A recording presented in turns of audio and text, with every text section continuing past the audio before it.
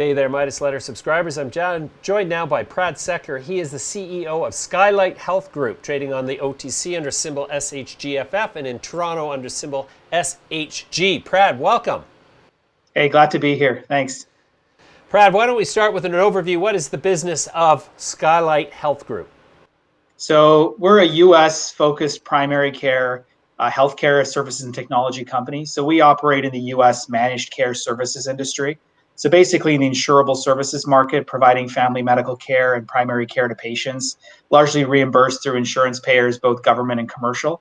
Our business model is really focused on a very aggressive growth by way of acquisition platform where we're able to acquire small to independent sized physician practices, which make up over half of the practices in the US market, bring them onto the Skylight Health platform where we can, of course, look to drive efficiencies pretty significantly through these practices. But really the value add that we bring to the market is to be able to instill the technology and capabilities to help these physician practices transform to the new reimbursement model that the insurance market is shifting to in the US, which aligns with more of a capitation-based model and a fixed income model.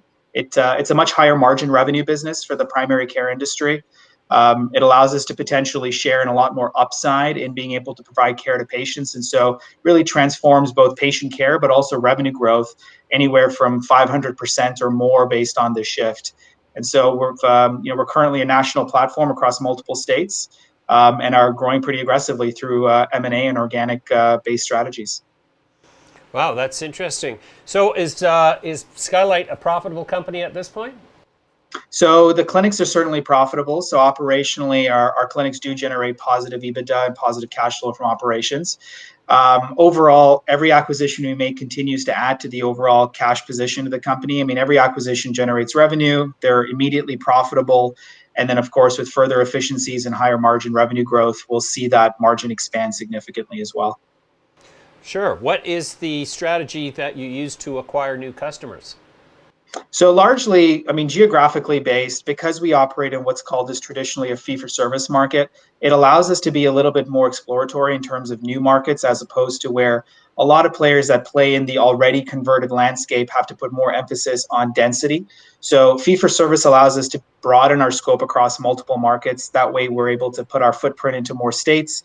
Once we're in those states, we focus on regional density. And so through word of mouth, brokerage relationships, corporate development activities, I'd say we've made about 7 acquisitions now in the last 6 months. And just looking at the pipeline itself, I mean, we're pretty much tied up right through the end of this year in terms of deal flow in the pipeline. And I mean, we're talking about a market potential where there's hundreds of thousands of these practices out there. So there's certainly no shortage in terms of opportunities for mergers and acquisition in the space. And that allows us to be really specific and strategic into the type of practices we're looking for. Sure. In terms of the patient experience, what is better about your model than the existing model? So what's really kind of driven this healthcare landscape shift, and keep in mind, this is a shift where, so our revenue comes from insurance companies, right? So we get paid by the insurance companies as providing healthcare services to patients. And so where patients go to these insurance companies and pay premiums, they're not seeing any change in terms of our revenue approach with the insurance payers. It stays the same for the patient. So that's one of the benefits of this model. In terms of the insurance companies, they're shifting doctors away from this fee-for-service model into this capitation model where, number one, they're trying to control their costs. And so with physicians focused on volume over quality, it's leading to a lot of downstream costs. But for patients, you kind of experience this yourself. You go in, it's one reason for a visit, that's it. You have to leave, it's 5-10 minutes.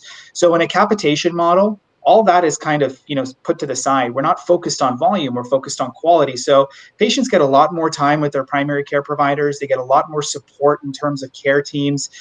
They get a lot more one-on-one attention. The idea is to say, look, we're here for you, so you don't need to go to the emergency room. You don't have to go to those urgent care visits.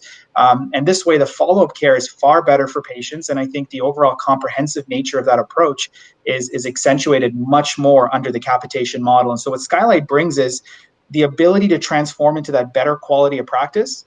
A lot of these independent physicians, they just don't have the time, capability, and capital to make that shift themselves. And so Skylight's almost operating not just as a platform, but as a bridge for the US healthcare industry to shift from, what's more of maybe a broken, fragmented system to a much more patient-centric system that's aligned better with reimbursements.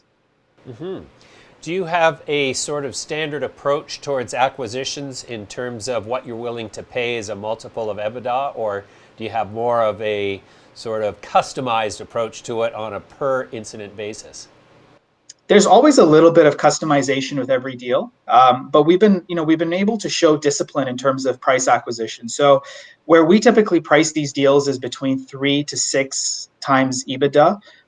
And now when you look at it relatively, these physician practices that make the conversion to the new capitation model, they're selling right now in market to larger competitors in the space anywhere from 10 to 12 to 13 times EBITDA or more. And there's more valuation compression happening in that space. So where Skylight's playing is this, first of all, bigger greenfield where there's less competition, the prices are much more attractive and favorable. And so as we continue to look at our pipeline that we've closed in the past and what we have today, we're able to stay within that healthy range that allows us to be far more disciplined in use of capital for acquisitions, but also what we expect to see post-acquisition as well. Interesting. What would you say is the size of your total addressable market, and how much of that addressable market are you planning to go out and get? So there's different ways to look at this. I mean, first of all, healthcare in the US is a $3+ trillion industry. Right now, primary care used to represent less than 10% of that industry, but it controls over 60% of the costs. Now, if you think about the total addressable market, you might say, well, that's only a $300 billion market. But if you think about the 60% of cost market and in the insurable services shift that we're seeing, physicians are actually getting compensated not just on a fixed monthly membership price per patient, but in a percentage of the savings of that 60% of cost. And so really the addressable market in terms of where we're playing is much higher than the 10% that primary care represents, because we as primary care providers are able to get a percentage of that savings if we can bring it to the insurance company by providing better care to the patients up front. And so from a population size, like I said, there's probably 300,000 to 400,000 independent physician practices that in terms of total addressable market in the US. In terms of revenue size, I mean, we're talking, certainly more than $1 to $2 trillion in terms of opportunity. And really, if you look at the players in the space, and there's certainly more players coming to the market, a lot of them are staying segmented within specific areas of that program only. Say, for example, seniors alone, versus what Skylight's doing is really playing the broad spectrum of patient demographics, all the way from pediatrics through to geriatrics. And so that allows us far more capitalization in that target market. How do you go about competing for the acquisition of these available primary care practices in this sort of size range? Are there other bigger, better capitalized companies out there that you have to compete with for these acquisitions, or are you kind of in a world of your own at that level? So a bit of both. I'd say we play under the radar of most of the large players, right? So our sweet spot of acquisitions are 3 to 10 million in revenue. Sometimes we go up 15, 20 is the one we just closed in April. And if you look at the type of acquisitions we're making, because they're not large enough to be attractive to say some of the larger players, I mean, our nearest player in the space that just went public is Privia, and they're a $3 billion plus market cap, right? And the next one up is probably 8 or 10, and then the next one up is 13 or 15. And so if you think about the size of acquisitions these guys need to make, they're substantially larger. So Skylight plays under the radar quite significantly from these larger players. And that's what keeps, and also within a very different space like fee for service.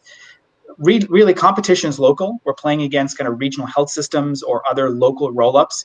But if I'm a physician selling today, Skylight's a much better partner because we partner with them, we align with them long-term, as opposed to saying, I just want your practice because I want more referrals to my surgical center, or I just want your practice because I'm trying to build a network to then flip into a private equity group. So in terms of the actual care of patients, the longevity of that practice itself, we've always seen to be overall a better fit for these physicians looking to exit.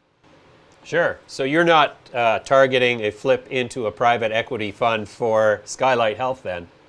No, I mean, we're very different. I mean, private equity's model, I mean, as successful as it is, I mean, these are not typically operator owned. And so private equity will come in, they'll buy, they'll try and strip, increase EBITDA, and then eventually flip to a larger private equity group. And we've brought now a couple of deals from private equity groups, so we understand sort of some of the challenges that come along with that.